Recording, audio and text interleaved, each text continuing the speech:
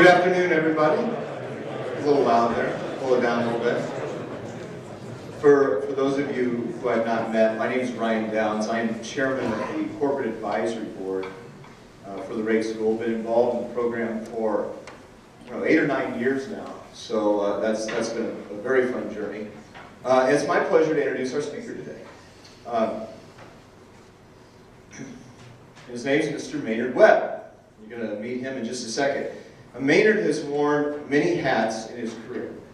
Legendary Silicon Valley company builder, angel investor, board member, business advisor, mentor, and philanthropist. He's a 30-year veteran of the technology industry and is an active leader in the technology and business community today, every day. I first met Maynard more than 10 years ago when he was COO of eBay, and he was the type of executive that I love to work with. He's creative, he's innovative, very results-oriented, right, Maynard? And frankly, Maynard, even being in that high position, outworked everybody.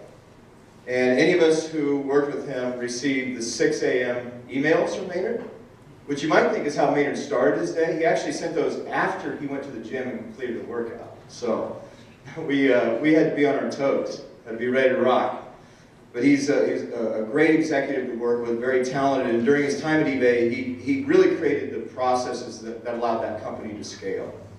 And he came in, I think eBay had about $140 million in revenue, and Maynard left as COO, $6 billion in revenue, in really a short number of years. So a lot of that success is due to what Maynard put in place.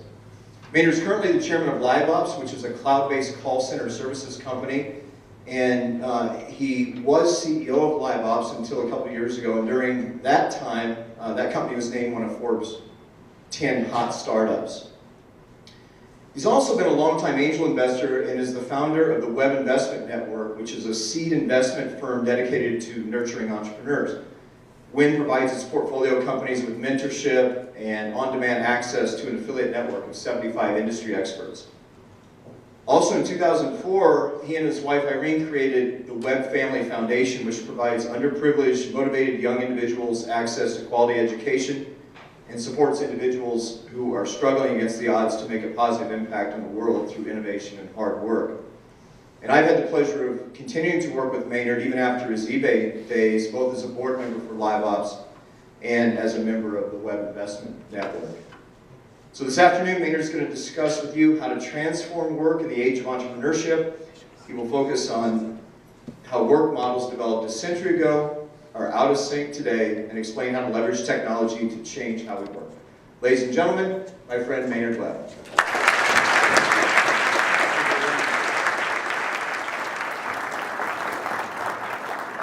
That was really a nice introduction, Ryan. Ryan is a fabulous person if you had a chance to work with him. You know that, and you know when we acquired PayPal back in the day, I think my first day of that acquisition, we were together in Omaha driving around, and we haven't let him go since. So he's awesome. I also want to thank you for taking the time out of your busy schedule to let me spend some time with you. But I really want to thank Emily and James. Can you guys stand up? This is going to embarrass them, but how about a round of applause for Rake School introductions. They took us through the Capitol building, and they couldn't have been more professional and nice. I didn't even get a chance to go off on all my anything I might have learned in my career until after the salad was eaten over lunch. And they got me back here on time, so thank you so much.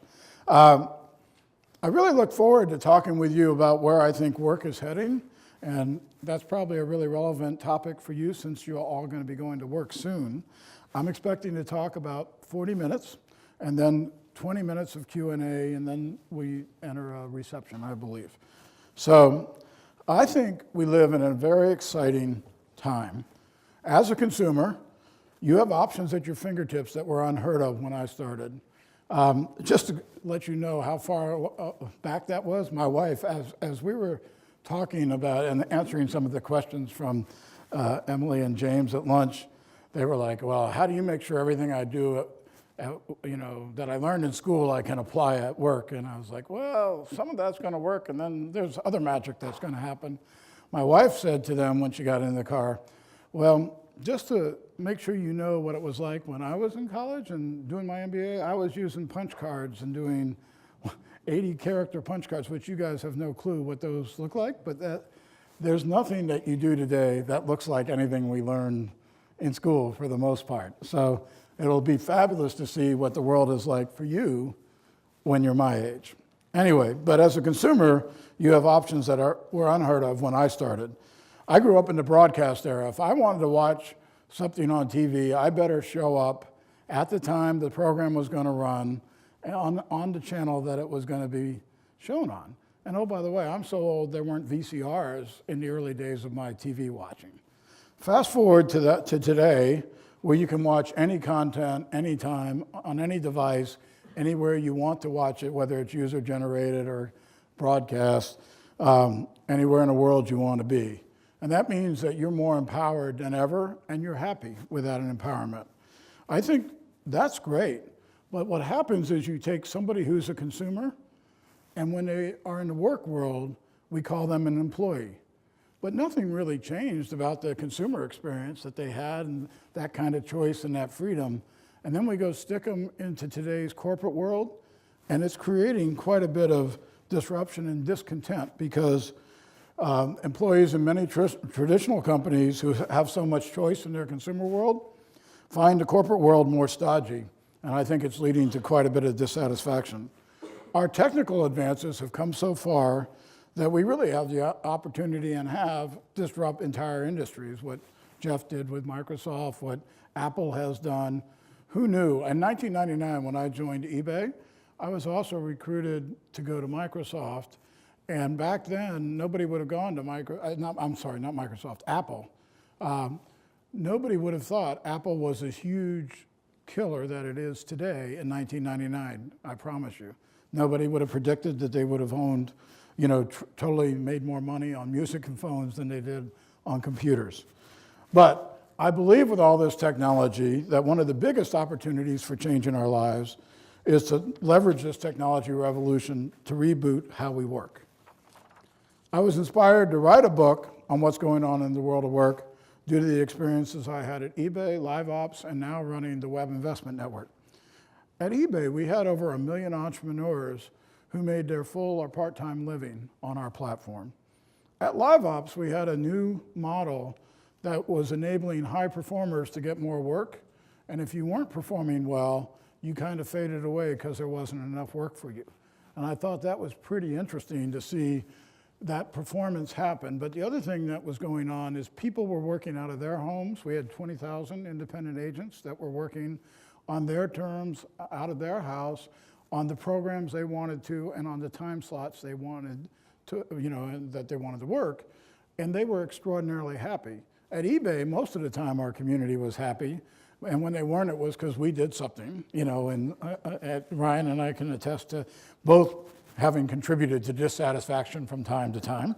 But at LiveOps, most of the agents were really happy, and I swear we treated them well and our technology was cool, but most of that happiness came from them driving and deciding what they wanted to work on and when they wanted to work. And now, at Webb Investment Network, we see hundreds of entrepreneurs who get out of bed every day with tremendous energy, just like all of you, trying to change the world. And it's fascinating and fabulous to work on. All of this inspired me to write my book because I've come to believe the world of work isn't working. Company longevity is way down. Way back when, in the 1930s, an average tenure for a company on the S&P 500 was 75 years. In 2009, the average tenure is 15 years. It's pretty hard to have a job for life when the average company tenure is 15 years. Employee tenure is radically down. The Department of Labor reports that someone exiting college should expect to have 10 to 12 different jobs by the time you're 38. The thing that bothers me the most, and that I would like to see us all change, is that job satisfaction is down significantly over the last 15 years. Let's pause there for a second. at a time when we have all this technology, all this choice in the consumer world, where we have a chance to have more happiness and excitement every day at what we do, we're unhappier now at work than we have ever been. I think this is alarming and needs to be addressed. Work happens to be the place we spend most of our time, gain the economics that make it possible, to provide for our family and hopefully future generations. It should be a source of inspiration and joy, not dissatisfaction. Currently, we have record unemployment, yet the war for talent is bigger than ever. I heard today from James that everybody here is going to find a job because unemployment in Lincoln and the surrounding area is the lowest that it is anywhere in the country. Is that true? That's awesome. So if you're not a student, how many, because you guys don't have open recs, well, you're startups. Are you guys looking for talent? How many of you have a startup that you're looking for people in? Okay. Well, we talk about how we have this record unemployment, yet I promise you, most places I go, when I ask them how many of them have recs that are open that they can't fill, there's a lot of hands that go up. Young people want to be entrepreneurs instead of work for a company. Both employees and companies wonder what happened to loyalty. How many graduate and undergraduate students, Rake School is all undergrad or grad? All undergrad. So, all right. How many of you want to join a big company upon graduation? That's about half. How many of you want to start your own company or join a startup? Now, how many of you that said big company really want to do the startup? No. All right, a couple of them. All right. You can fess up. All right. For the working folks in the audience who are with big companies or your own company, how many of you have been with your current employer for 5 years? Most of them. How many? 10? Actually, a fair amount. How many of you expect to retire with the firm you're with? Wow. There may be some stats in Nebraska that aren't quite what I'm seeing other places. All right. Maybe I should sit down now. No. No. The world has gone flat and increasingly cloud, social, and mobile. Yet in the midst of all this change and new capability, we have not yet modified our behaviors and management processes to adapt to the new realities. I believe it's true that you can work effectively from wherever you are. I think you learn more today about what's going on from outside your company than inside your company. The Senator for the Edge from Deloitte has documented a lot of things about this that I truly believe in. I actually have firsthand experience about learning a lot from outside and from inside as in my board roles. I sometimes see things on All Things Digital before I'm even told about them, which is not always that cool. People want as much flexibility in their work experience as they have in their consumer world. I spent the past 2 years writing a book to help individuals realize that they're accountable for their own destiny, and you shouldn't cede that control to a company. It doesn't mean that I don't want you to work for companies, even a startup, it happens to be a company. But I also want to help companies attract and appeal to today's worker. It's very different today. It's very different from just a few years ago, and certainly from when I started my career. And let me just tell you, stop here for a second and tell you a story that highlights this. Jeff hopefully would, and Ryan would recognize this. So 15 years ago, if I had had somebody that had been at Microsoft for 15 years in a steady progression of jobs, or in this case, the person I'm going to talk about was at Sun for 25 years. Started off as an individual contributor, ended up, had been a CMO, and actually ran a software division, right? 15 years ago, we would have been lucky to grab them, right? And if I had seen a resume from somebody that said, that person had been in 4 different jobs in 5 years, we would have run away and said something's wrong and why can't they hold a job? Well, when I was running Live Ops 3 years ago, a good friend of mine, as Sun was purchased by Oracle, a good friend of mine who I would have killed to have join me as my CMO said, I love your model, I want to come join. I took his resume, you know this is true, Ryan, because you're on the board. I took the resume to our VCs, and they said, we would never friggin' hire that guy. There's no way you could be successful and be flexible enough, in today's world after being that long at Sun. And I thought that was an overreaction, but I backed down from making him a permanent hire. I made him a consultant so that they could get to know him. They got to know him, they fell in love with him. They said, why don't you hire him? So I'm like, okay, so I went to hire him, he goes, no, I love being a contractor, a consultant. That's what I'm gonna do now. So, I just share that with you to just show how that's a true story and how different it is.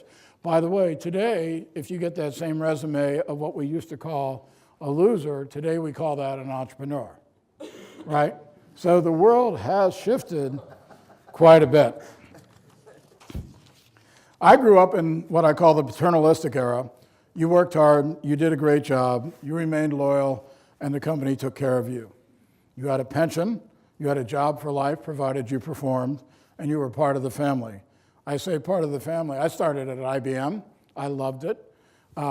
Every time we had a child, and I had 4, we would get a silver spoon engraved with their name.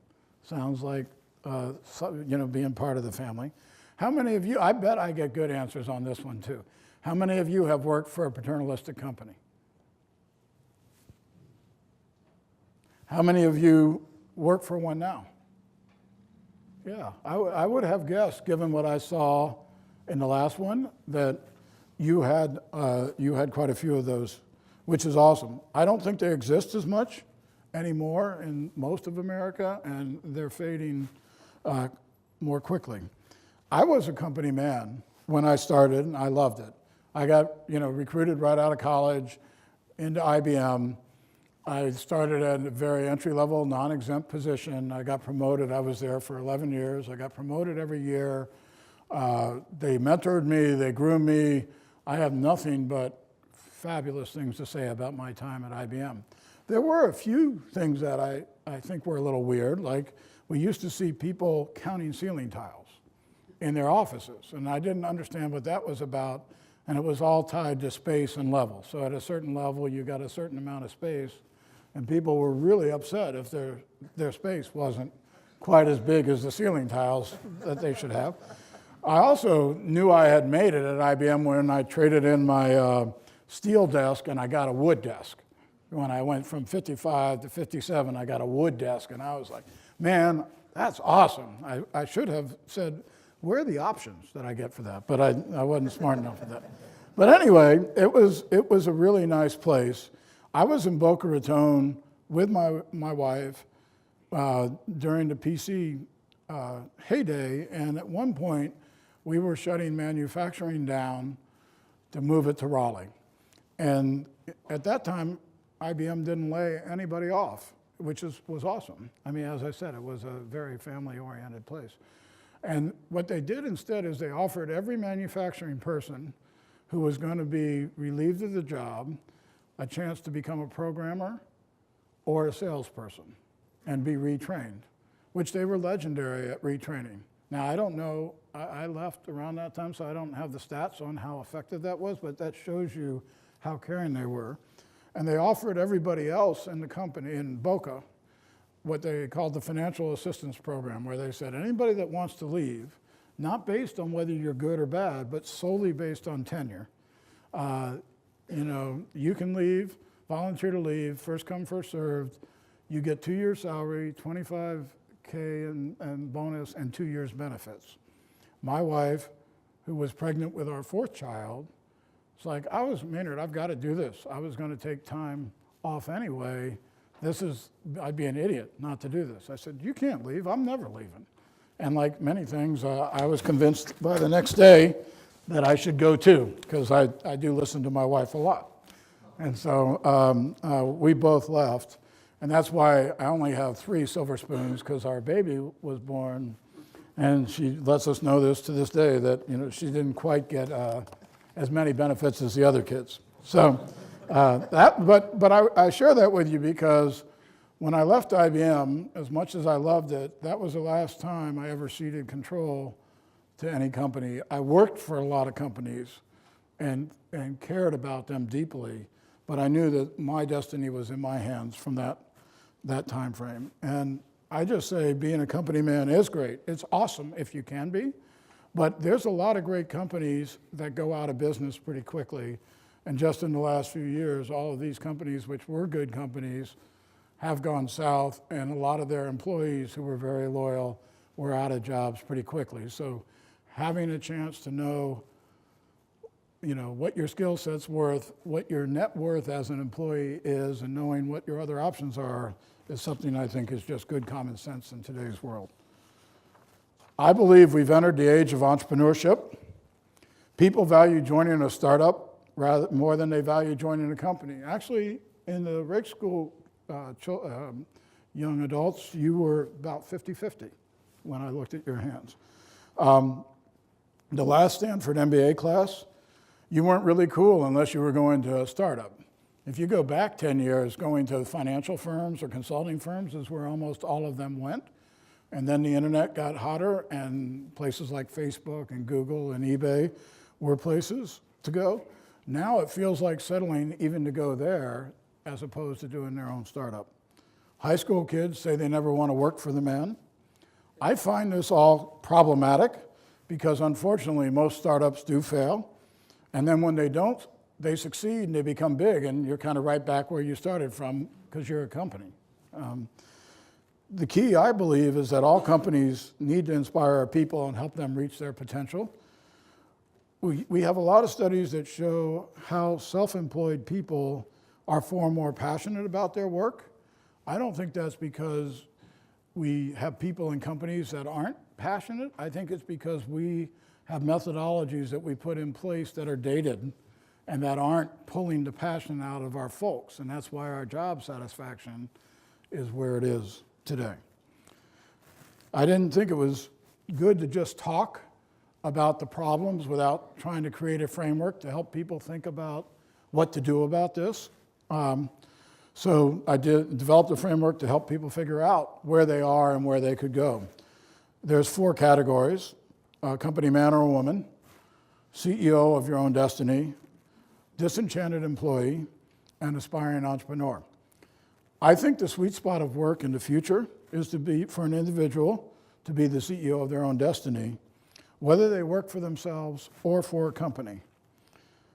I think what this means is that companies and employees need to get voted onto the team every day. And let me spend a little bit more time talking about what I mean by this. Hopefully, as you graduate from Rakes, and maybe even before, how many of you are working already? A few hands. Man, you have it easy. All you have to do is go to school. I hope that means you're all A students. No, I'm just teasing. What?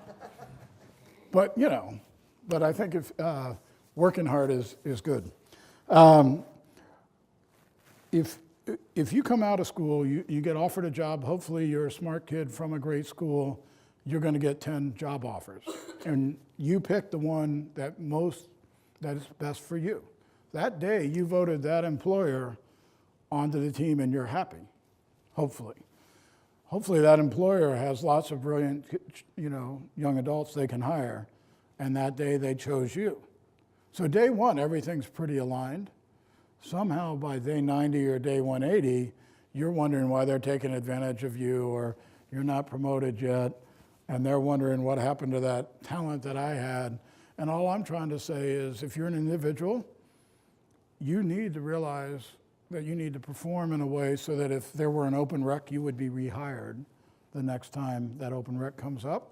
And if you're a company, and I mean this even more for companies today, that you're not entitled to that person anymore. In the paternalistic era, we thought we owned you, right? And that made a lot of sense when you had a job for life and you were going to be successful as long as the company was successful. You do everything you can to make the company successful first and people second. In a world where your company probably is not going to be there for your whole career, we've got to grow the talent pool that we're there. So you've got to realize you have to earn your way on to be the employer of choice. Your best people are going to get hounded every day for opportunities. And everybody knows who they are. They're all on LinkedIn. So we can't hide our talent anymore. And in the paternalistic era, if you think about some of the terms we used, if somebody left, what did we say? They were poached.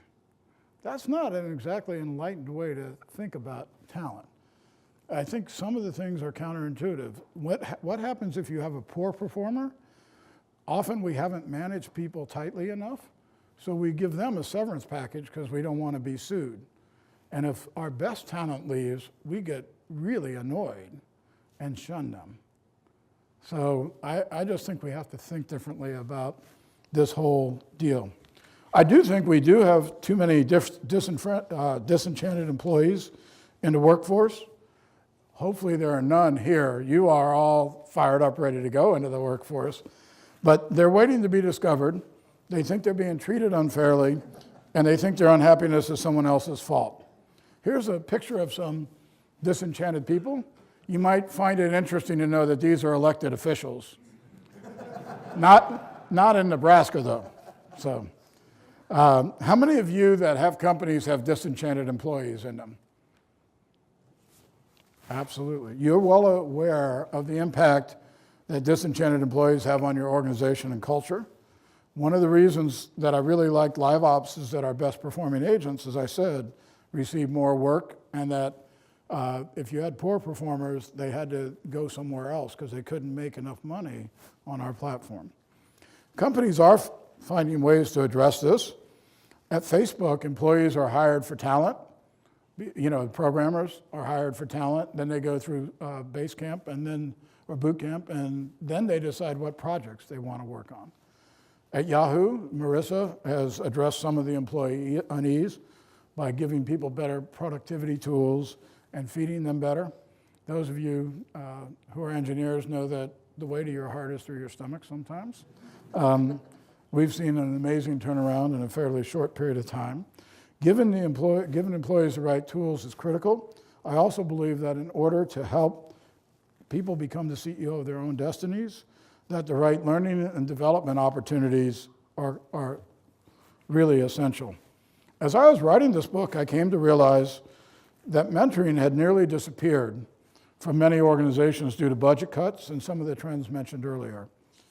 I know how valuable mentoring can be based on firsthand experience. I've been blessed with fabulous mentors throughout my career, both people that were more experienced and people that were much younger than me. I think you can learn from all different sorts of folks. Probably this audience, some of you will get this. Probably one of the best pieces of advice I had is as I moved from being a non-exempt to an exempt employee at IBM, I had to go from wearing a uniform to wearing a suit. And my first day, the only suit I had was a 1970s pink leisure suit. And because I got promoted pretty quickly and didn't have the right arsenal. So I showed up and this old guy pulled me aside and he said, Maynard, that probably won't fly at IBM. But you're a good guy, you're gonna go far. How about if I give you some old suits and you get them taken in? And as you can see, I have been wearing blue ever since. So no more pink for me. But it turns out that mentoring is actually one of the most cost-effective development tools in a company's arsenal. Both mentor and mentee get promoted faster, stay with the company longer, receive more merit-based raises, and bring new skills and confidence to their jobs. For those of you who aren't, actually even the folks in college, how many of you feel you have had good mentors in your career so far? Right? How many of you feel corporate America is doing a good job on mentoring today? One. I need to talk to you because you've just broke my string. My last 5, and I bet you it's because something in Nebraska is going on where you're still doing it well.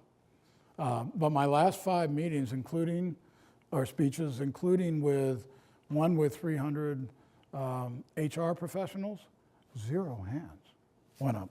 Anyway, I think running a good mentoring program is hard to do. Most companies aren't big enough to provide objective, properly skilled mentors to folks that want them.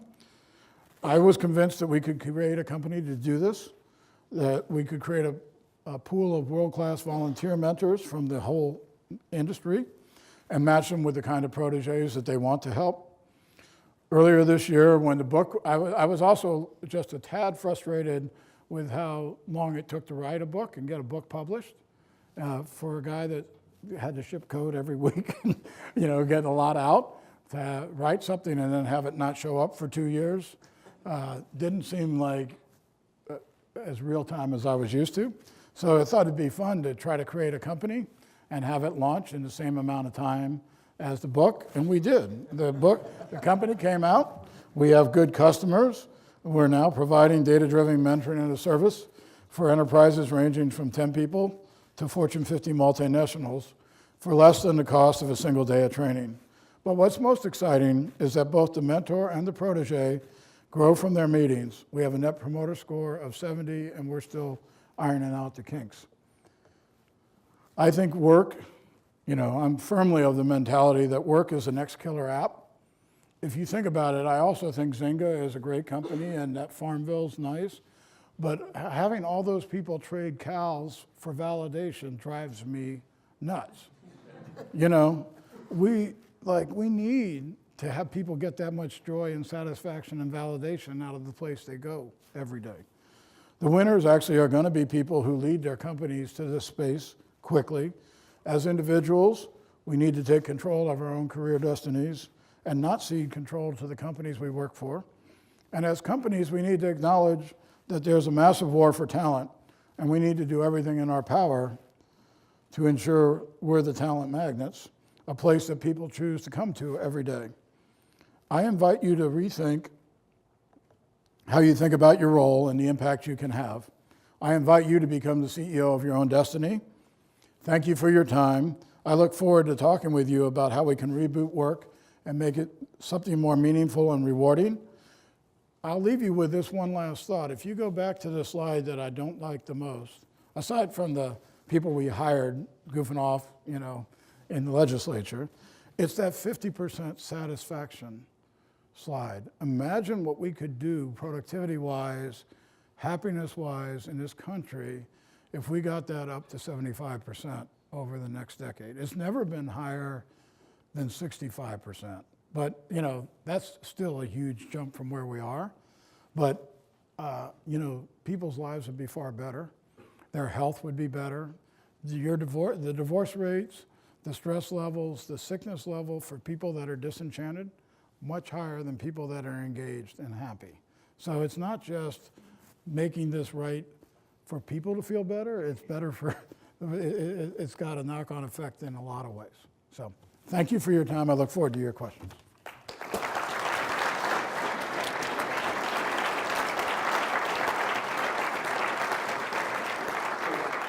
Thank you, Maynard. When I was chatting with Maynard a couple weeks ago at the board meeting, he told me that you guys should ask him any question you can think of. He's been in a ton of companies, amazing different experiences. So take advantage of that. You can also ask about the book and anything you want. On any topic, anywhere. Any topic. So I'll bring the mic around if whoever has questions. And stand up, say your name, say your year, and let your question roll. Hi, thanks for speaking today. My name is Chris. I'm a senior here, and I'm a computer science major. You mentioned remote work and telecommuting, and that's something I'm sort of interested in, but I'm wondering what your thoughts are and the best way for someone who is trying to become a person who's the CEO of their own destiny to find remote work or work remotely instead. Yeah. Well, first of all, I would say what I love about what technology has enabled is a chance for you to not have to leave your home. I live in California, I grew up in Florida. I moved all over the country.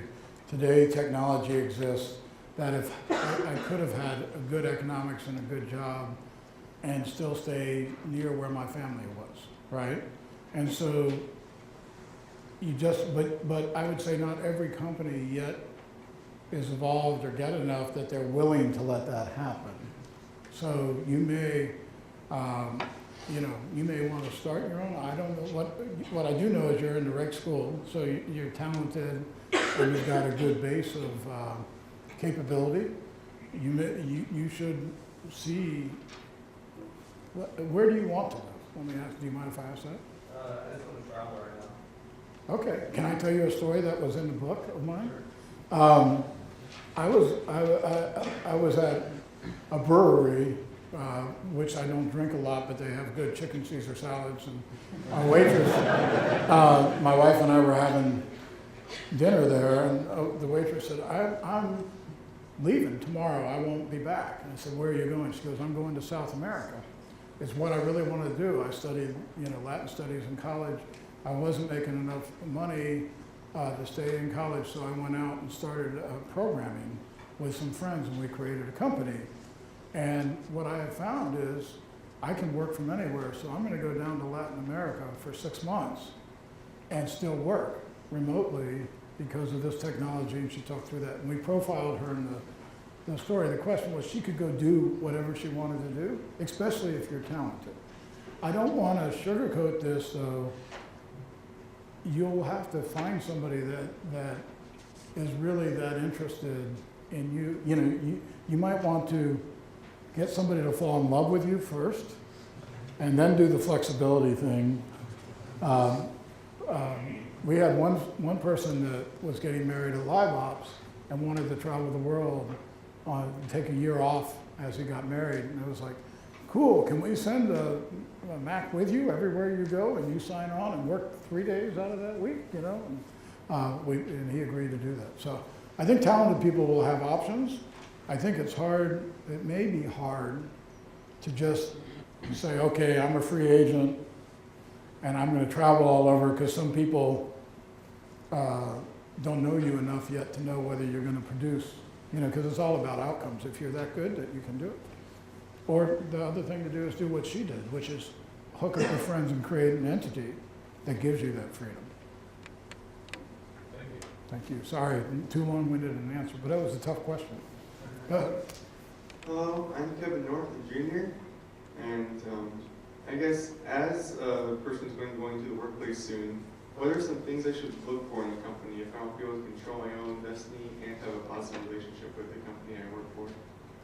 Yeah, totally. I mean, first of all, hopefully you won't settle.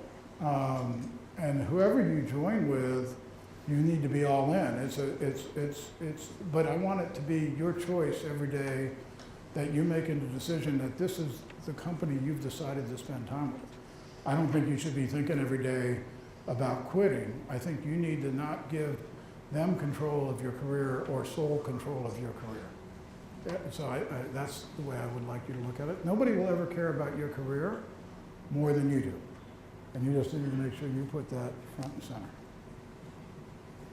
Uh-oh. James already asked me 5 or 6 tough questions. Now I'm really nervous.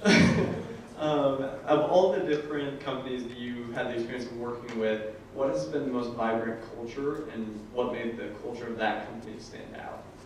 Wow, that's a great question. I would say IBM in the beginning turned a kid into an executive and gave me opportunities and skills that have stayed with me through decades. But then the most fun that I ever had in a job was probably at eBay, where it was an amazing ride. I joined when there were very few people and left with a lot and little revenue, and saw every bump in the road along the way.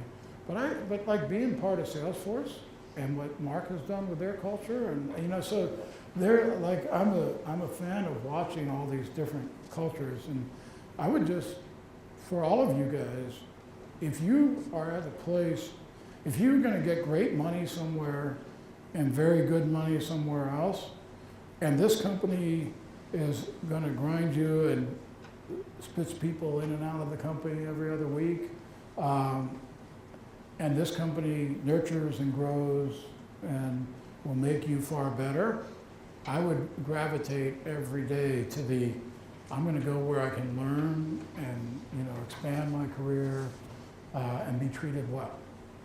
So just make sure you're very smart about not only getting a great economics, but finding people that you're going to enjoy doing it.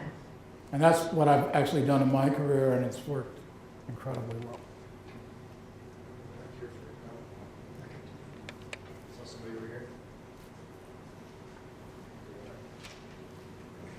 Hi, my name is Andrew Gasper. I'm a computer engineering major and I'm a junior. So as a young professional, it's like in the next 10 years I'll probably start a family and that kind of thing. So remote work sounds, really appealing.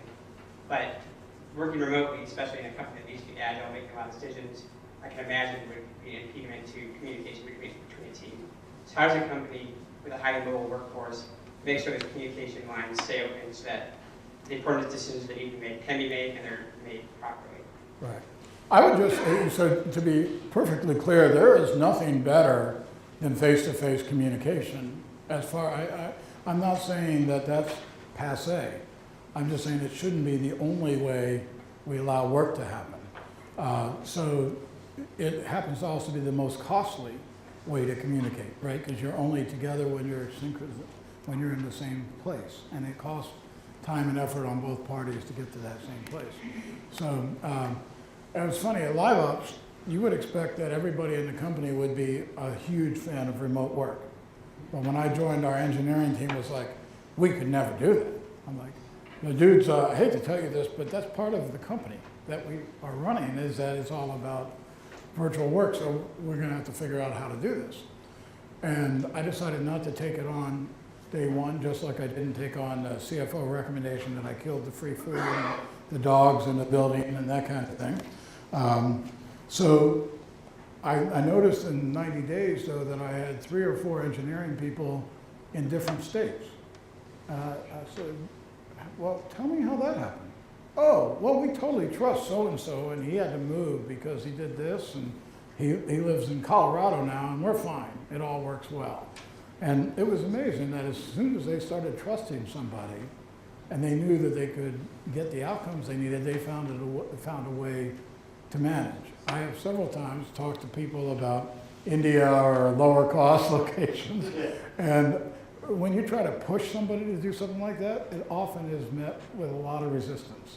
But I would just, I think you have to really work hard and build trust, and then once you build trust and open lines of communication, and you have a way to check in more,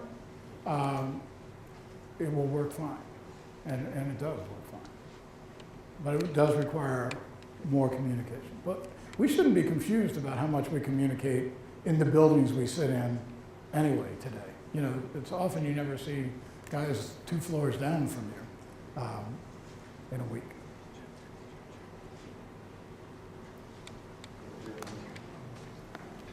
Hi, my name is Adam Krish. I'm a junior here.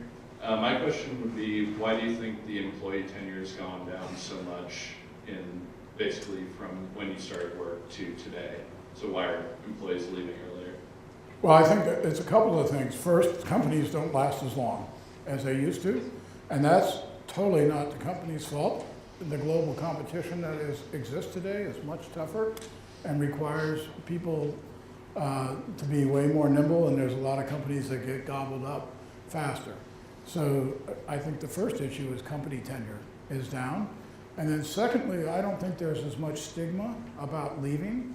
Remember when I was talking about 15 years ago, if you saw a resume that had some change in it? Today, not so much. And I think people are willing, want to be satisfied in their jobs, and if they're not, and they're not moving fast enough in their career, they're more open than ever to doing something else. So I think that's what's driving that down. I think just one more point on that is the best talent is going to have so many options. I fight every day to turn down board seats, other things that go on. Probably they've overrated what I can do.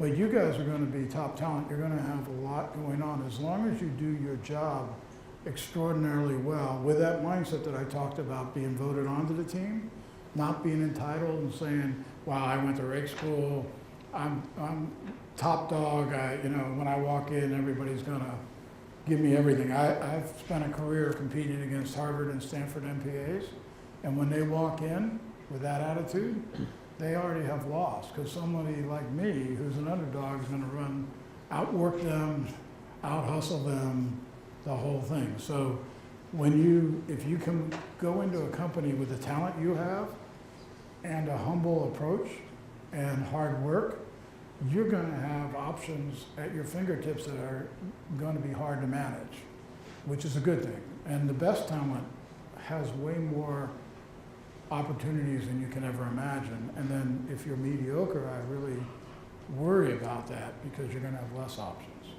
And so that's why I try to fire people up to be the CEO of their own destiny, and realize that I'm talented, and you're gonna be competing against a lot of talented people, but I've gotta drive my own career. That's what. Hi, my name is Nate Watley. I'm a junior computer engineering major. My question is, can you give us an example of a time when you realized that you had a mentor that was extremely impactful upon your life, and what they did to help you grow as a person in the business world? Oh man, as I said, I've had some amazing mentors, but what I really struggled with was dealing with scaling large organizations and not having everybody, I was pretty good at command and control, and here's what we're gonna do, and here's how we're gonna do it. And I had Meg Whitman work with me a ton on not being the only guy in the room or the smartest guy in the room that tells everybody else what to do and how to do it, and how to get everybody else to get it to be their idea.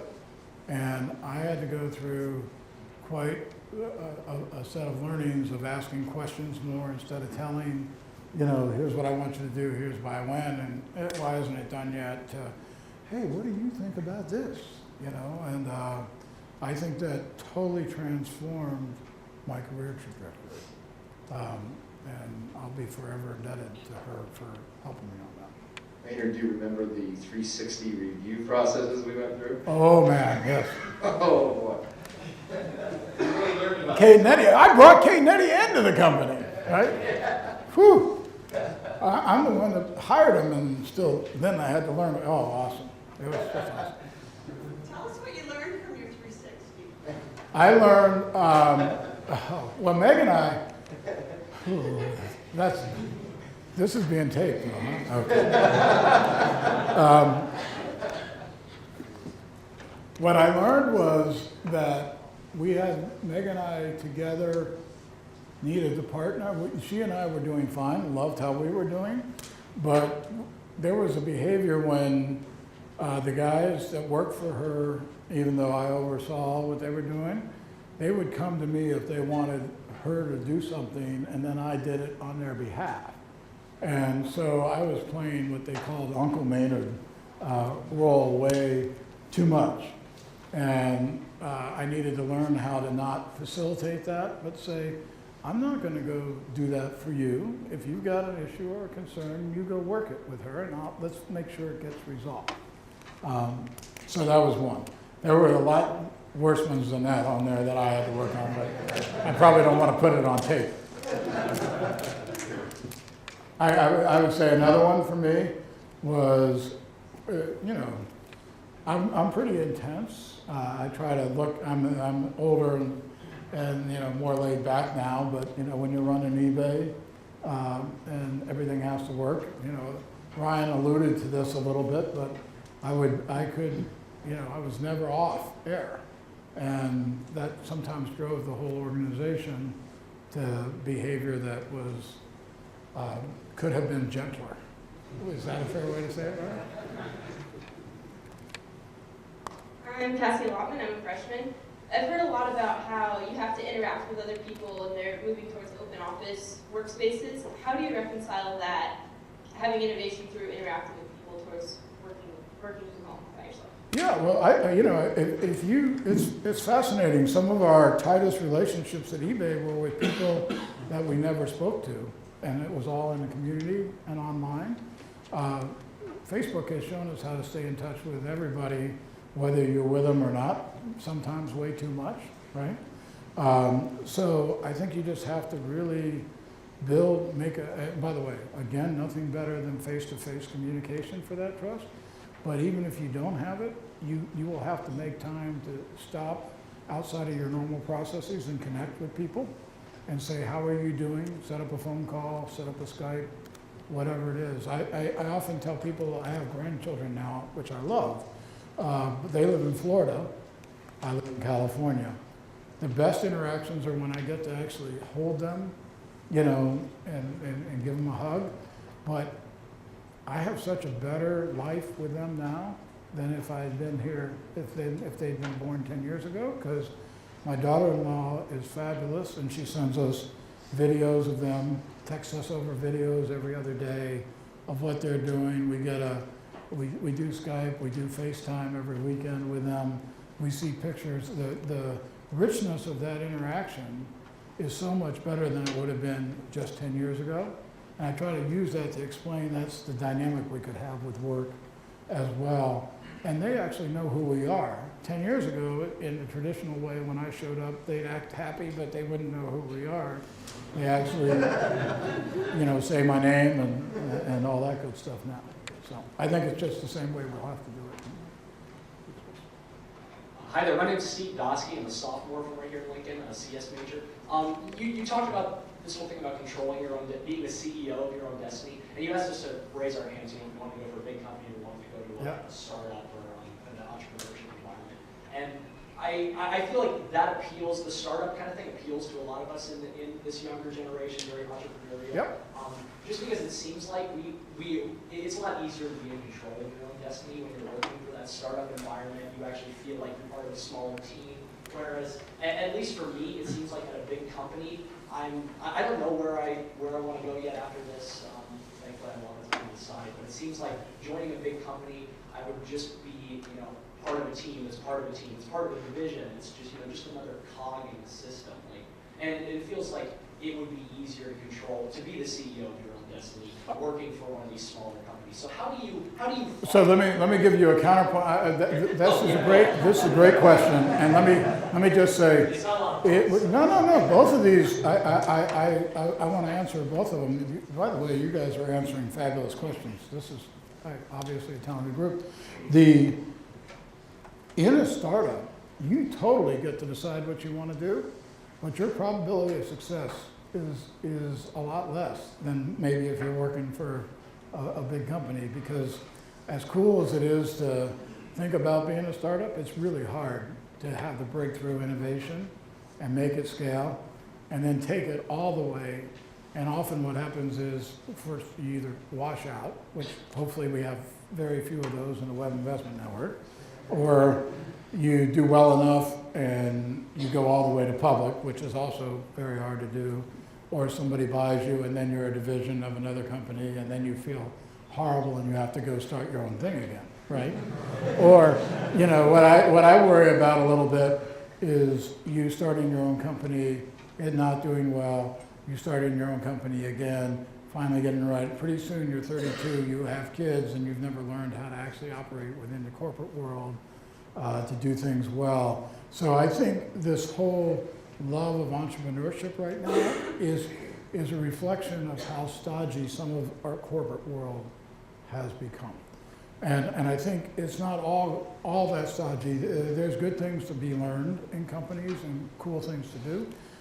Let me give you the flip side of in the company. By the way, I love entrepreneurs. If you want to start your own company and you've got a good idea, a really good idea, and you have traction, come see us. We'll talk about investing. But if you join a company, you absolutely are part of a much bigger organism, but I think you still have to have your own map about your career and where you're going and what does success look like for you. Nobody, I promise you, nobody at IBM was trying to say Maynard's going to become this in his career. Their place for where I was going to be was probably a director level corporate security guy if I made it all the way to the top of Harmon. So you just have to have your own, you have to understand what your net worth in the world is. Just like, and I mean that from a work standpoint, like what is my street value? Most companies don't particularly want you to know that, right? Because they prefer you to stay in their company, but you should know that. So I think you can go to a company, you can learn a lot of great skills. You may stay there for your whole lifetime, or you may stay there for 10 years. What I mean by being the CEO of your own destiny, you're driving those decisions. Hopefully you're working hard enough so you have those decisions, and there's 5 other promotions coming that could come, but you're driving that piece. So even in a big company, I would say even more required to own your own destiny. And when they don't fulfill it, when you ask me about why people leave, I think what's going on more is they're unwilling to cede control to a company, and a company has only so many promotions they can give and so many openings. At eBay there was a great article out just recently on all the good talent we had that has gone on to do other cool things. A lot of those talented folks all wanted to be CEO. Well, I used to tell them, unfortunately there's 30 of you and there's only like one of those. So that's not going to happen. So we have time for one more question, then we have to reshape this room. Sorry. I told you I'd come grab you, but okay, all right, fair enough. So I saw somebody back here. Dan Dugan, I'm an accounting major and a junior. You mentioned that a lot of companies have trouble making effective mentorship programs. What are some of the key issues they face, and why are they doing it so poorly, I guess? Yeah, well, I think, first of all, I think effective mentorship is done from the heart, not from a have to. And a lot of people get told that, you should be a mentor, it's good for you to do this. And they're busy people and they don't naturally want to do it, and they're not really that good at it. And so I think that's why it fails a lot of time. I also think that a lot of middle management that used to be in existence at a lot of big companies is gone. And people don't have the time to do it. And a lot of HR programs want to think about doing this, and they can't get around to it in an effective way. I also think even when it was done effectively, IBM did it well. They never told me what my net worth in the world was. They're trying to make sure you grow within the confines of their organizations as much as you can. But I also think why I went to create a mentoring company on the net was I felt like this was something in this new world that was going to not be as effective as what used to happen in great companies when they cared about every company cares about their people. But what I saw in all my management years was people asking me about their career development and how they could keep growing, and we never had good answers for them. And then we would give people their annual reviews and try to do the career development at the same time. And that's just flawed. You're in defense mode when you're getting your review. Different topic for a different day on whether annual reviews should be around or not. But when you're in learn mode, and there's all this neuroscience that has come out recently on the difference in how your brain interacts when you're encouraged and learning, and companies generally haven't just done enough of that. So I'm trying to help individuals and companies have a service that gets you to work on the things that you want the most help on from a really accomplished person out in the world. Well, thank you so much for the time. So Maynard, we have a small gift for you. Oh, awesome. Thank you for joining us. And Maynard's going to stay around for the reception, so if your question didn't get answered, we'd be glad to chat with you. And thanks everybody for joining us, and thanks Maynard for